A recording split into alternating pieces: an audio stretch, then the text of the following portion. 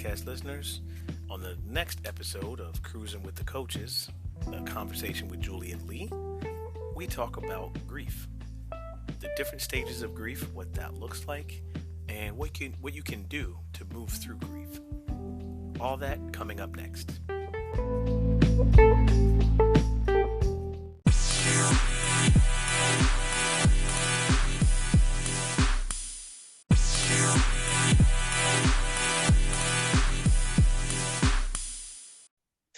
Hey, Live All Good podcast listeners. Welcome back to Cruising with the Coaches, a conversation with Julie and Lee.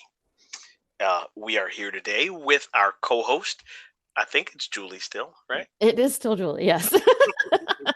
That would be kind of awkward, I guess, if I'd have to change the title, right? Yes, Cruising with the you would. Coaches, a conversation with Julie, and wouldn't be Julie anymore.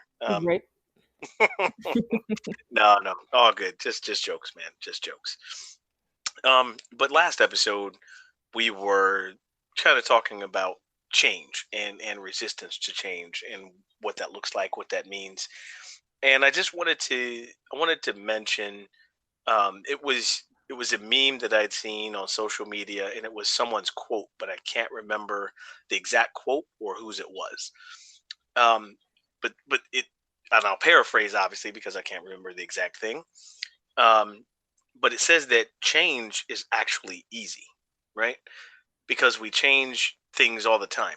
Um, I mean, our brains change, we change our decisions. So it's really in our minds of how we perceive that change. And that's what makes change difficult or not, or challenging. It's not really the act of changing itself, because that we do seamlessly. We do it all the time. Yeah, So, naturally. yeah. So just think about that, you guys, when you feel um like there's something that is overwhelming and you don't want to do it, and you're resisting this new thing or whatever it is.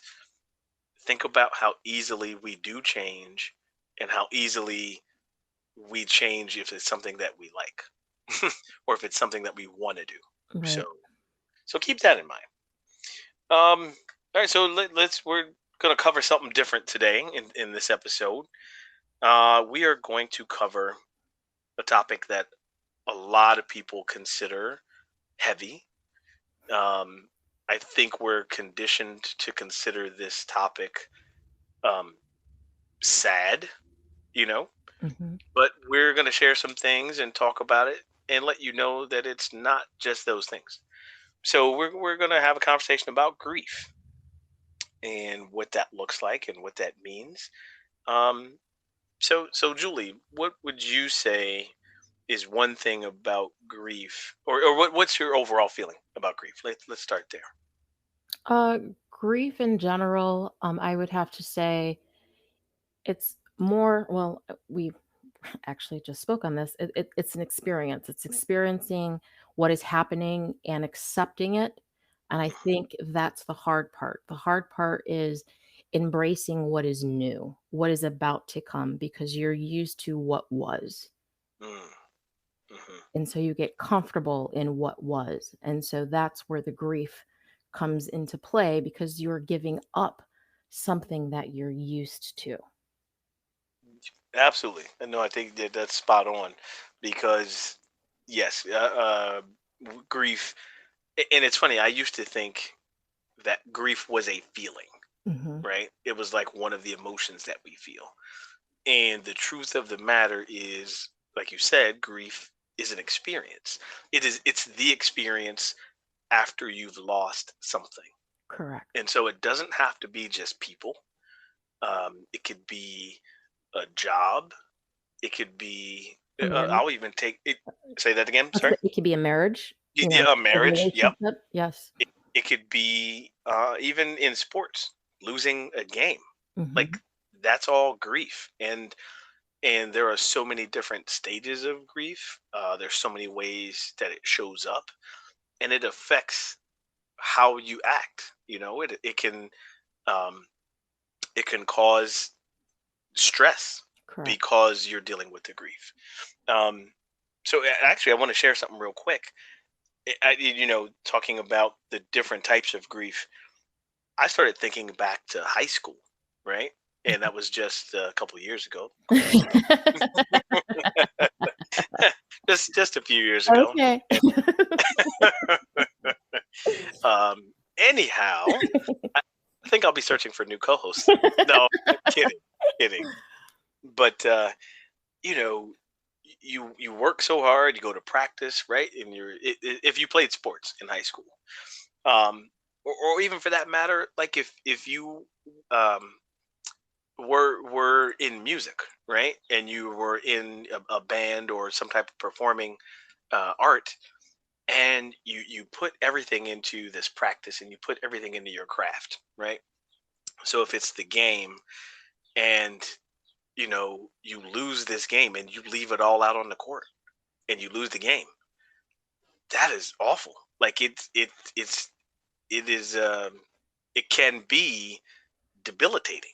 Yeah. you Yeah, know it's W- deflating. yeah, yeah. Or if you have this, your next performance, right? Not only are your parents there, but like, you know the community is there and the school is there and all this. And let's say that you have a solo and you mess up on the solo at some point, whether it's again an instrument or singing, whatever that is, and that could be ultimately devastating. And so you go through the grief stages from that, because again, it's this experience of something you've lost, and that can be hard to deal, challenging and hard to deal with sometimes. Yeah. And I think it's mostly because you've given it your all, you've given your every effort, and it becomes a part of you. So Mm. what you've lost is ultimately a part of you. Yeah, I I never really looked at it that way until just now. Yeah, absolutely. And I think for so long, um, again, we were talking about while we're talking about grief, we're kind of conditioned, right? As you heard me kind of introducing the topic, we're conditioned to expect grief to be sad all the time, or expect it to be something that is difficult and just wears on you, and that's not entirely the case. You know, Mhm. um, what are some things that what's one thing at this point you can point out that is not a negative side of grief? Not a negative side to grief. Hmm. Um, well, I would have to say, well, we were just talking about, relationships themselves. Hmm. Um, Sometimes the comfort of being with someone, okay, and now you're no longer together. But maybe that relationship wasn't a good relationship for you to begin with. Hmm. So then you go through the breakup and what have you, and then obviously the grieving process. But as you're going through the grieving process, you're also finding out there were bits and pieces that you may have lost of yourself that you're Hmm. regaining. Mm, mm. Okay. So then that Um, would be the positive angle of, yes, you've lost some sure. pieces, but now you're gaining pieces back. Hmm. Hmm. Or even not necessarily gaining pieces back, but how about this? Even reframing it to you're gaining new pieces. Correct. Yes. Even better. So Even better. yeah, so that is definitely a positive side of grief, right? Because what it does is it allows you to have that space to go ahead and mourn the parts that you've lost, but it gives you the space to acknowledge what happened, but then gain the new pieces that are coming. You Correct. know, Yep. I was in a workshop earlier today about this very thing about grief, and exactly what you just said, right? That the new pieces that you're gaining. Mhm. It was explained this way. So grief comes in waves, right? Um, and if you try to stop the wave, like the wave is coming no matter what, Mhm. right? So if you try to stop the wave, it's probably going to crush you. Right. It's going to create some damage. If you learn to go with the wave, obviously that's a little bit easier, a little bit smoother. But this is what one person said. What they've learned to do is acknowledge the beauty that is left after the wave recedes. Beautiful. Yeah, right. Right. And so they were talking about, it might leave um, some seashells, or it might leave. And this was funny. We all laughed at this. Might leave some driftwood, and then we were like, well, okay, driftwood, all right. But then it was like, well, wait a minute. Then that driftwood can become a fire to keep someone warm, or it can become a piece of art that someone finds, and work it into that.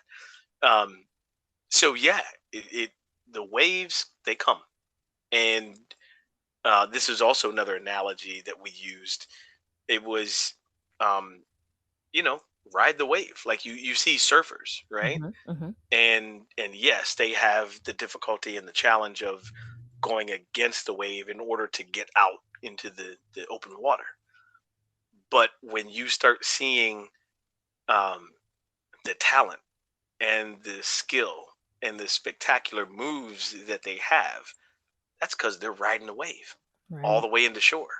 You know, so yeah, that's another way of reframing that, of looking at that wave of grief, instead of fighting it, instead of trying to push it back, instead of trying to resist it and getting smashed by it. Mhm. Go ahead and ride it, Right.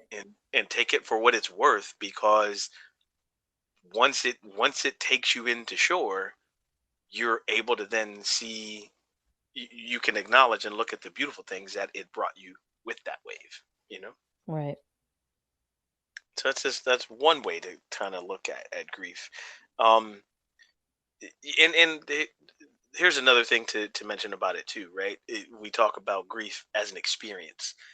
um it's a journey, and everyone's experience and everyone's journey is definitely going to be different. But one of the things that I think is, uh again, a positive or a beautiful thing about grief, is that we're all connected as humans, right? Right. And we all have an experience with loss of whatever that is. And so by connecting and sharing your stories and talking about some of the things you've lost, you get to learn that you're not alone. Also, Exactly. Yes. Yes. you get to learn you're not alone. And that can really breed community, and then that's the community you can draw on when that next wave of grief comes, you know. Right. Another form of grief that we're talking about. So we mentioned relationships, and everyone knows the loss of loved ones, but we talked about sports and performance. I think an important part now, with having gone through the pandemic or still being in it, that kind of thing, the loss of a job, you know, Right. the loss of a job, that is definitely, I don't want to call it grief worthy, but that can bring about grief as well, because it's something that you had. A lot of people can tie their identities to what they do, and if that's something that you lost, where do you turn? What do you do? What do you identify with after that? You know? Right. Because I bring it right back to it was a part of you. It's something you did day in and day out. It was your schedule. It was your tradition, Hmm. and now you've lost it. So I would definitely say that that is grief Yeah, worthy. Definitely. absolutely, absolutely. Um, and I think we mentioned this actually in the episode before when we're talking about resistance to change, right? Hmm. I think once you go through some of the negative feelings that are associated with grief, the anger or frustration, hurt, I think you can come out on the other side because these are also part of the grief experience. Um, uh, Remembering the good times, right? Hmm. Or the ability to create something new from what you lost, right? Right. I think those are positive aspects of grief. Um, Not to and some mention the Oh, go ahead. the connections that you would share. Because if you Mm, weren't the only person who experienced that, because let's say, you're at a job and you have several people who have been, that's a connection that mm, the 7 of you can share and yes, go through it together. And then you're bringing back what you just mentioned about community, because you're doing it together. Like, I think yeah. that's the piece that people get confused on. You don't have to do it alone. Mm. And I think you're right because I think people think they do Right. have to grieve. I have to let me be by myself. Yeah, sure. I mean, obviously, if you need a minute, right, you need Right. some time. But yeah, grief. It's the negative parts of grief are a bit too heavy to bear alone. Mhm. I agree with that 100%. I wanted to share this. This literally while we're talking about it, just kind of came into my mind. Another analogy to kind of put this spin on grief, right? Um, Everybody knows what forest fires are and how deadly and how quickly fires can destroy things, right? But the one thing about forest fires or just large fires is yes, they take away all the greenery and it looks like the trees are bare, the land is bare, but the soil that is left from a forest fire or fire on the savannah, something like that, the soil is so rich in nutrients because it's stripped down to like this bare essence that it is the prime soil for the creation of more trees and more plants. Mhm. And it uncovers so many things in different things on the forest floor or on the ground that animals can now get to. They can, different nuts and seeds that previously were buried, all that kind of stuff, right? Right. So if you think of it in these terms, yeah, it can be devastating and it can be overwhelming at first.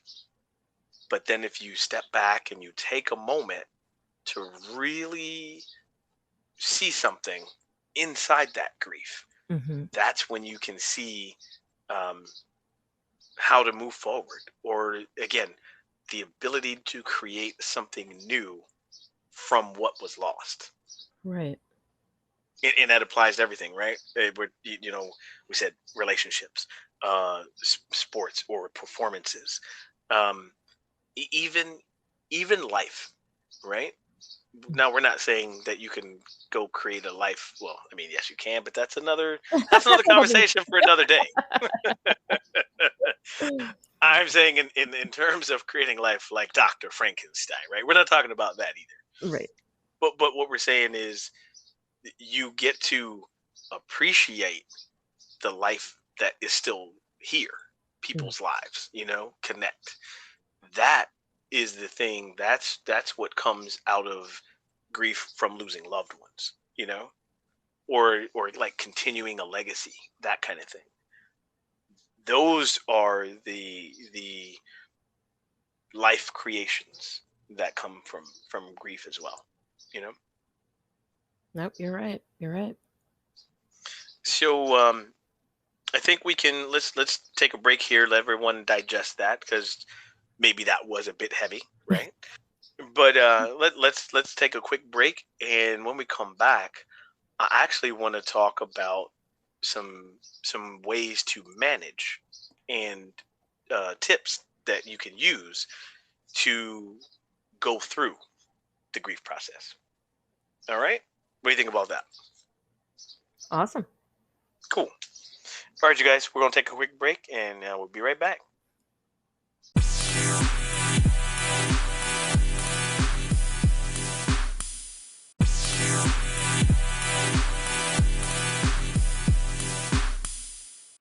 All right, folks, welcome back from that quick break.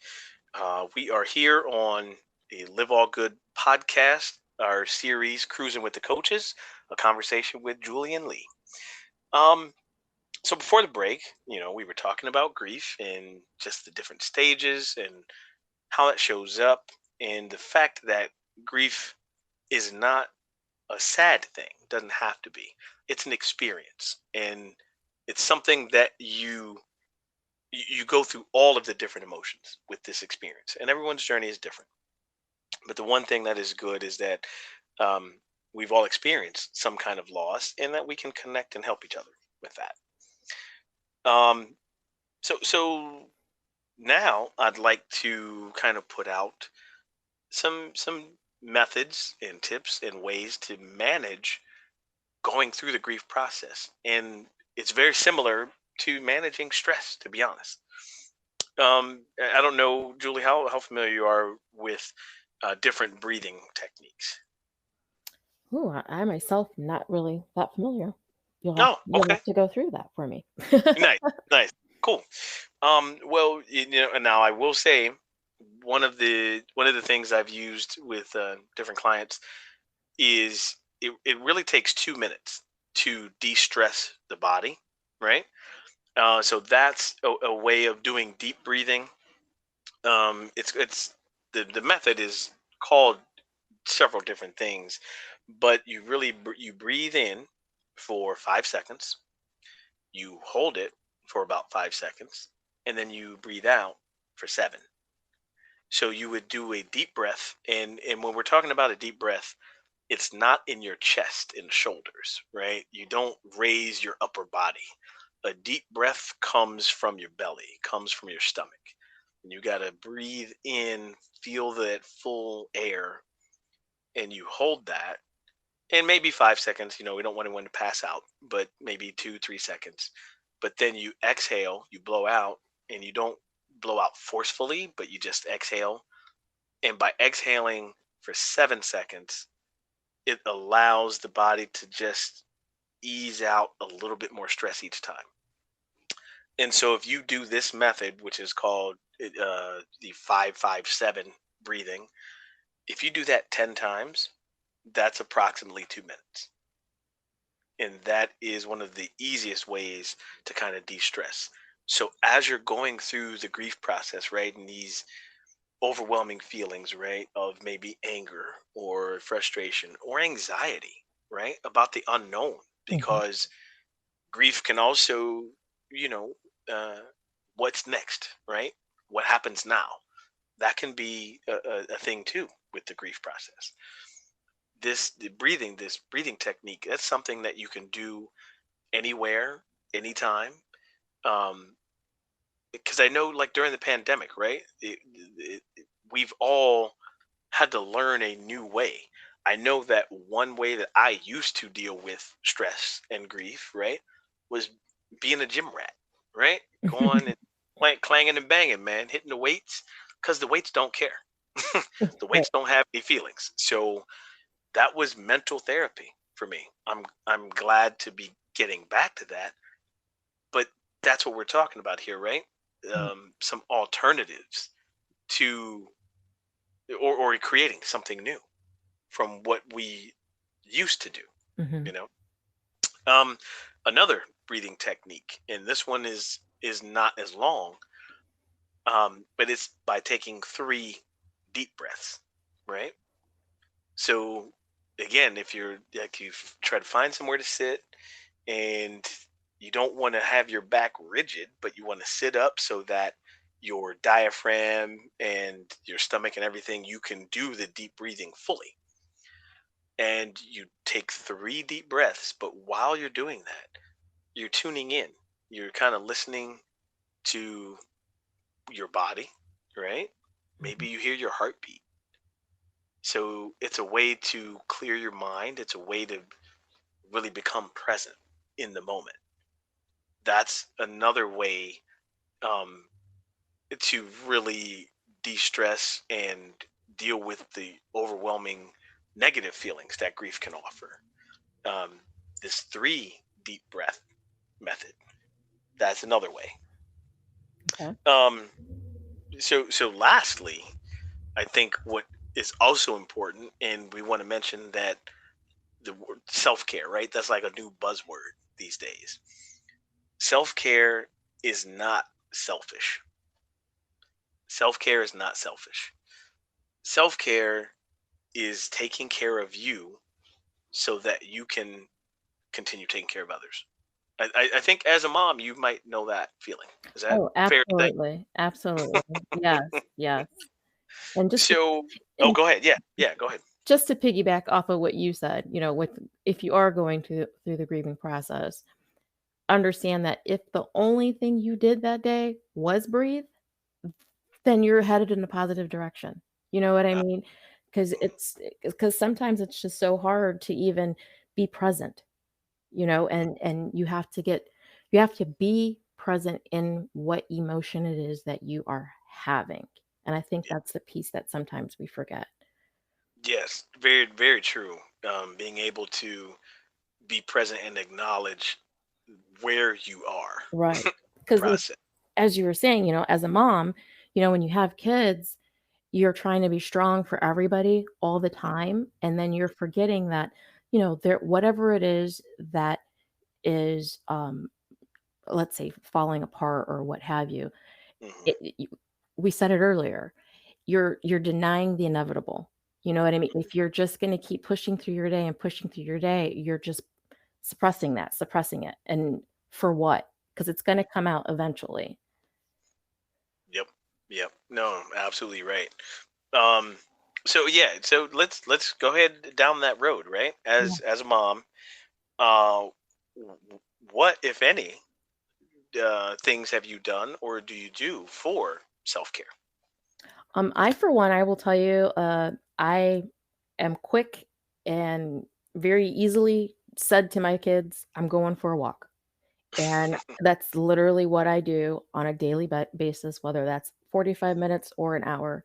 I put my headphones on and I walk. And then I personally feel better because it's a time for me to groove to my music. Nice, and and I nice. just feel good. Now I will tell you, when there are things that are really, really weighing on me, Hmm. I won't even listen to music. I just stay with my thoughts. Mm, And sometimes that's hard because mm, you can't rein it all in. And it's sure. kind of like, okay, okay, but by the time my walk is completed, I'm able to focus because I prioritize whatever it was I was thinking about. Mm, okay, so yeah, you've been able on your walk. If you, like you said, if it's something that's really, really heavy for you, you're able to sort through it in order to. And I like how you put that, prioritize so that you can focus and continue. Right, right. And it honestly, it doesn't even have to be heavy. It could just be something that's making me anxious, Mm, mm, whether it's like maybe a meeting I have that I have to present the next day. Like mm. it's just I've got to work it out. I've got to understand, okay, let me think about this. Okay, the laundry can wait. I could feed my kids McDonald's if I have to. I have Hmm. to work on the presentation. You know what? It just like, Sure. it doesn't necessarily have to be a negative thing. It's just can be something that's bringing me anxiety. Gotcha. Yeah. Okay. Well, and I think what's important too about hearing you talk about the self care for you is, and I'm not sure if we touched on this in the previous episode, but also messy versus right. Mm, You know, like, does it have to be perfect? Does it have to be perfect for you? Again, being a mom, right? right. Okay. Well, I'm working. I got to feed my kids, but I got this presentation. I got all this other stuff. So yeah, there might be days where, okay, you're getting chicken nuggets and fries, Right? That's where the McDonald's comes into play. and and and there might be days where, you know what, I'm gonna let you binge watch TV all Right? Right? Right? because we also, like, the the grief and the stress and whatever it is you're going through as the parent, as the mom, or in my case as the dad and that kind of stuff, it trickles down whether we like it or not. It trickles down to the Okay. kids, and we are not always cognizant of what they have going on in their lives Right. just because it's different from us. So yeah, there's a lot of pressure for them to, at whatever stage and age they're at, is to be, there's pressure for them. So maybe that Saturday of binge watching television all day, or that Saturday or Sunday of them not taking a shower, is that the worst thing ever? Or ordering that pizza that's okay. Yeah, it's gonna have all the meats on it. Is that the worst thing? No. Right. But if that allows you to refocus, and if that can be the self-care, then fine. You Yeah. know? Because it's all about letting it go. Just let it go. Yeah, absolutely. Absolutely.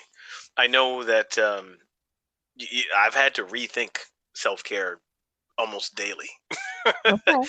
And that's okay too, right? Again, I've mentioned that I was a gym rat over the 2019, 2018, and that was mental therapy. That would allow me to clear everything out. Well, I know a lot of people have been working out from home, and they're saying, "No, Lee, how come you couldn't just work out from home?"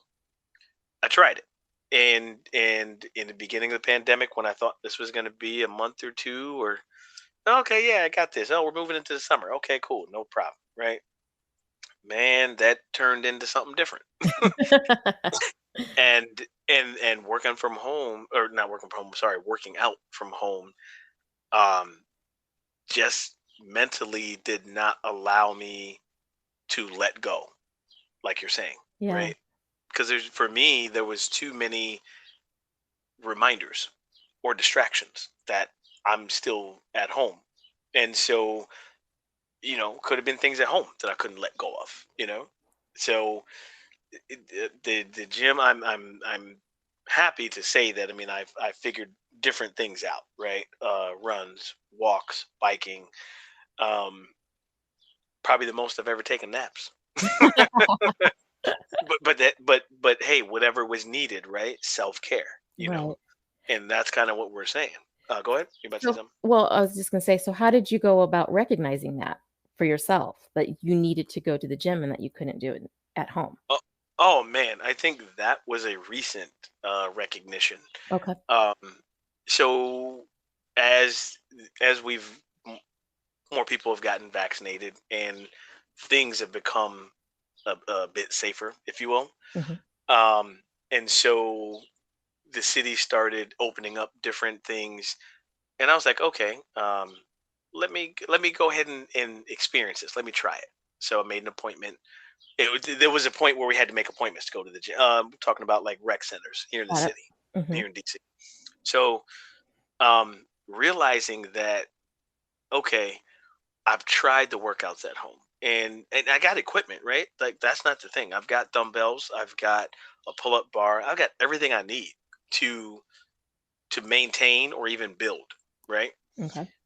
But I realized it was the surrounding that Mm. it doesn't allow me to, again, let go of or release whatever it is that is causing me anxiety, frustration, whatever. And it doesn't even have to pertain to anyone here in the house or anything. But just looking at the physical surrounding made me realize I can't go hard on the workout. And if I can't go hard on the workout, I can't let it go, Got it. you Okay. know? Yeah. So it really hit home when I started going back to the gym, and even like making the appointment, I was super anxious, right? Because okay, you got to wear a mask in there, and then I'm like, well, all right, what else do they have? They had hand sanitizer, all that. Who's wiping equipment down? Is there stuff to wipe equipment down? Who who else is going to be there, right? Uh-huh. Yeah, yeah. So I mean, they also limited the amount of people that could be in there for a time being. So all of those anxious feelings came about, but for me, it was more worth it to experience it, to see, okay, how can I begin to fold this back into my self-care routine? Got it. and it's I feel like it's made a world of difference. I feel more focused. I feel um, a lot more mentally healthy. You know, Mhm. whether I was or wasn't before, if I feel it, then that's what counts. Yeah. Yeah, yeah. So yeah, that was and again, like I was even trying, doing little hit routines, and it would be like stuck in the because we don't have a big house, first of Okay. all, right? Some people have houses where you got plenty of space, so you can have a home gym that resembles a gym that Right. you would go. We don't have that space, you Okay. know. So yeah, you got to pick and choose where you do what, and is it making too much noise? Who's it affecting? Like all that kind of stuff. Like those were always the things on my mind from doing a home workout. Okay. So I realized if I'm too focused on those things, and even doing a hit routine that would take, and folks, maybe at some point we'll talk about different exercise routines, but doing a hit routine that would take me 15 minutes, while that's functional, that was not enough for me to release any stress or anxiety or whatever during that routine. Okay. So so yeah, it really came to play, and it took the better part of 12 months to get to that, you know. So See, um my alarm is my middle child. She and I have a very unique relationship. I think we're very, very much the same. And nice. so my alarm will say to me, which is my middle child, "Mom, you need to calm down." And I'm like, "Excuse you?" Right, like "Excuse who's raising me?" who, right? Right? And then I realize and I'm like, "Oh my gosh, you know what? I haven't gone on a walk in a while." You know what I Mm, mean? And then because it builds up. I start to get, tension, and it's just like, yeah, I find them barking about the silliest things, and she'll just literally yeah. look at me, "Mom, you need to calm down." I'm like, "Oh, okay, well, Imma go walk." And I'll see you in an hour, and she's like, Exactly. finally. Right? She's like, "Oh, you better now? You better now?" Right, right. I will say too, the one I did notice, that this tension and grief and stress can manifest itself physically, right? Mhm. I Absolutely. I realized I hold all that like in my back and shoulders. Mhm. And I was sitting one day and I was like, why is my shoulder up near my ear? Oh, okay. Let's take that Let's down. put that down. Yep, let's breathe. Yeah, yeah, exactly. Exactly. So that's it. So folks, we're not just like sharing these stories and techniques. These are things that we do to Mhm. to go through that, Yep. Um 'Cause I'm a yeah. feel it in my teeth person. Like, you know how when you've been smiling too, like, you can be with your best friend, you're laughing a lot, and you get that pain in your cheeks? Like, Mm-hmm, I'm mm-hmm. realizing that's happening, and I'm like, "Oh, wait a minute." Like, first of all, I'm not laughing. Right, right. Yeah, it's not So, funny. I yeah, haven't been laughing, I ain't been so laughing, I ain't smiling. So it's like, "Okay, Imma sit here, Imma breathe. Let me just yeah. take it all in here." So, And that's the thing too. Be like you said, being aware, being present, recognizing how that does manifest, and then self-care. Like self-care is so important. I want to use this analogy, and then I think we'll leave our listeners with some homework before the sounds next awesome. episode. Perfect. So the one analogy I want to also leave, other than the typical put your oxygen mask on before you help someone else, right? Mhm. That definitely talks about self-care. But I'd like to talk about it like this. You're driving a car, right? And you're taking people around. You put a quarter tank of gas in the car. Sure, that gets you places. But then, you got to put another quarter tank of gas in the car because you got to pick someone else up, keep driving around the city, got to go somewhere, run some errands. Guess what? You got to put another quarter tank of gas in the car, right? That becomes exhausting.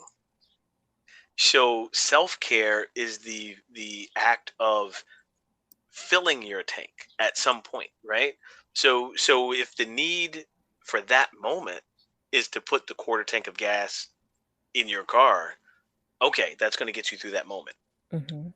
But then you have to fill your tank up so that you can do your errands and drive around the city and not be so fatigued or be then anxious or worried about one, am I going to run out of gas? And two, oh man, I got to go put another quarter tank in, Right. you know? Yeah. I like to use that to explain it because we've all been there. Man, I only got enough money to put a quarter tank of gas in, right? Right? But if you do that over and over and over, it is completely fatiguing. And so if you live with that chronic fatigue, guess what? That you are denying that wave of grief and you've been holding it back, you know? So Mhm. And you that's don't. not to say that the quick fix isn't okay. It is Sure. okay, but Hmm. there is gotta be a point in time where you find your center and you fill your tank. Absolutely. Absolutely. So with that being said, I think I think we want to go ahead and have a call to action. Leave some homework for our listeners. Um, I think we want you to find and identify one or two ways of self care. Find and identify one or two ways of self care, and we'd actually like to hear back from you what those ways are. Fantastic. And we look forward to whoever's listening to go ahead and let us know, what do you do for self-care. If that means you got to go through this week and identify something and figure out what to do, go for it. you know Yep. go for it.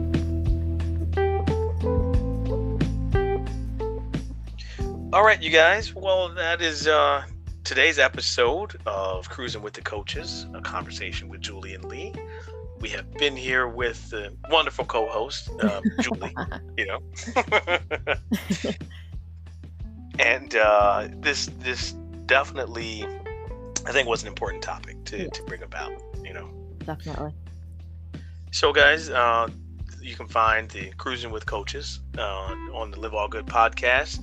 It's part of the Live All Good podcast family. You can find us on Google, Apple Podcasts, Spotify, a few other podcast search engines, and we look forward to bringing you a new episode next month. Or I'm sorry, not next month, but in a couple weeks. Anything you want to leave the listeners with, Julie, before we go? Just again, just taking care of yourself is so important because, with you having the ability to take care of yourself, you have the ability to take care of others. Perfectly said. I think that's a wrap right there. All right, you guys, until next time, it's Cruising with the Coaches. We'll see you later. Bye bye.